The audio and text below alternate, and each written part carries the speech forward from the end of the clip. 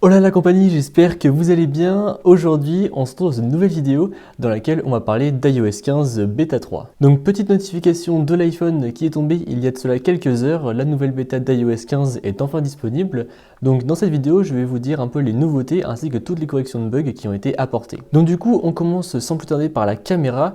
Je vais vous l'expliquer, dans iOS 15 Beta 2, Apple était au courant d'un bug qui faisait que la fonction Live Text n'était pas disponible et que le panorama, le mode panorama buguait. En effet, il faisait un peu n'importe quoi lorsqu'on prenait un mode panorama. Et bien désormais, ces deux choses ont été corrigées et donc la fonctionnalité Live Text devrait fonctionner correctement, tout comme le mode panorama. En ce qui concerne l'application localisée, il y a là aussi une petite nouveauté. Je ne sais pas si vous étiez au courant, mais avec iOS 15, on a désormais une petite notification lorsque par exemple un de nos AirTags qu'on a l'habitude d'avoir sur nous, par exemple moi j'en ai un dans mon sac à dos, et dès que je m'éloigne de mon sac à dos, mon iPhone me notifie: attention, le sac à dos n'est plus avec vous. Est-ce que cela est normal? Ça sert en fait à vous prévenir si jamais vous oubliez vos objets quelque part, donc c'est plutôt pratique. Et donc cette fonctionnalité s'est étendue maintenant à plus d'appareils, puisque désormais dans cette bêta 3, ça fonctionnera également avec les Mac sous Intel ainsi qu'avec les Apple Watch si jamais vous vous éloignez de ces appareils. Donc ça peut être encore une fois plutôt pratique si jamais vous les oubliez quelque part. Petit correctif également dans le mode de focus, donc vous savez, le mode qui permet de jongler entre ne pas déranger, le mode travail, etc.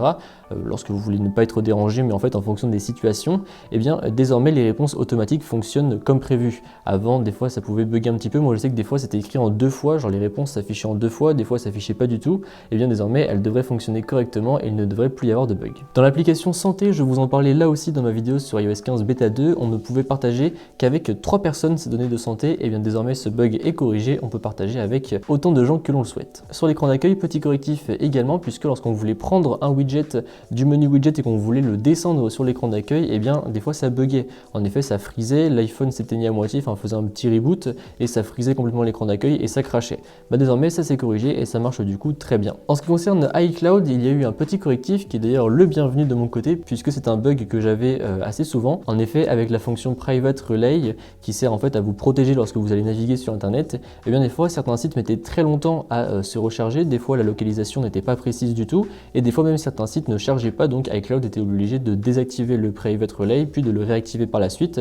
Et désormais tout ça c'est corrigé, vous allez pouvoir avoir des sites qui fonctionneront beaucoup mieux avec une localisation plus précise et surtout ils n'auront plus besoin de désactiver la fonctionnalité, du moins iCloud n'aura plus besoin de la désactiver puisque désormais ça devrait marcher correctement sur tous les sites et toutes les applications. Si vous êtes un adepte de FaceTime, iOS 15 a dû très certainement vous plaire avec tout son lot de nouveautés apportées à celui-ci, comme par exemple la fonction SharePlay, donc qui ne marchait pas encore très bien sur certains appareils. Justement, tous les bugs quasiment de SharePlay ont été corrigés, par exemple le fait que désormais déjà ça marche beaucoup mieux, que la synchronisation soit bien en temps réel, qu'il n'y ait pas de bug de latence avec l'autre personne et que lorsque vous arrêtiez le SharePlay, vous pouvez toujours continuer votre FaceTime, puisque avant des fois lorsqu'on arrêtait le SharePlay, en fait ça arrêtait tout le FaceTime et tout, donc c'était un peu chiant parce qu'il fallait rappeler la personne et chez certaines personnes on ne pouvait carrément pas faire de SharePlay puisque la fonctionnalité n'était carrément pas activée.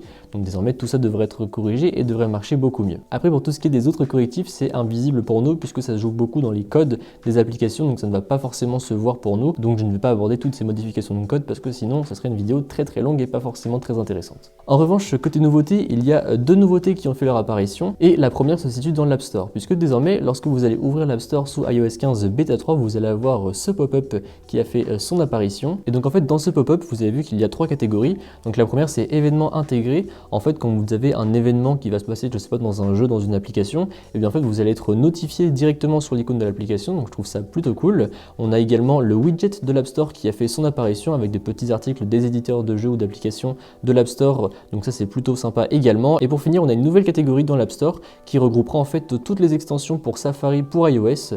Donc voilà, si jamais c'est quelque chose qui vous intéresse, désormais toutes les extensions seront disponibles dans l'App Store au même endroit. L'autre nouveauté se joue dans les réglages, puisque si vous allez dans les réglages, que vous descendez un peu, que vous êtes dans général et que vous descendez encore un peu, vous avez cette fois-ci tout en bas transfert or reset iPhone, alors qu'avant on n'avait pas du tout ça, c'était un autre menu, je ne sais plus c'est quoi son nom, et quand vous cliquez dessus, vous avez vu qu'on n'a simplement plus que 2 fonctionnalités, on a soit reset, soit effacer contenu et réglages, alors qu'avant on avait un menu avec beaucoup plus d'options de réinitialisation pour l'iPhone. Ici, on n'a plus que 2 options. Et par contre, la chose qui est cool, c'est qu'on a désormais préparez-vous pour votre nouvel iPhone.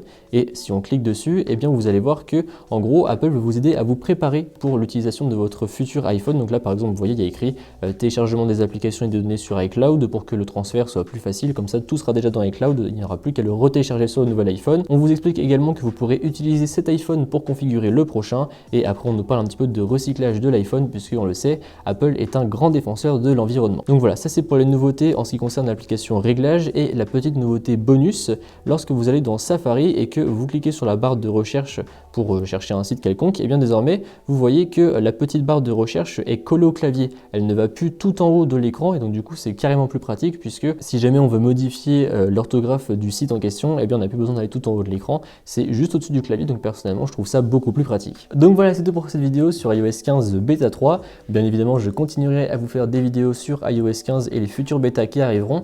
D'ailleurs, si jamais ça vous intéresse, vous retrouverez toutes mes vidéos sur iOS 15 dans la description. Sur ce, j'espère que ça vous a plu. C'est comme d'habitude, n'hésitez pas à mettre un pouce bleu, à me suivre sur les réseaux sociaux qui se trouveront dans la description et à vous abonner.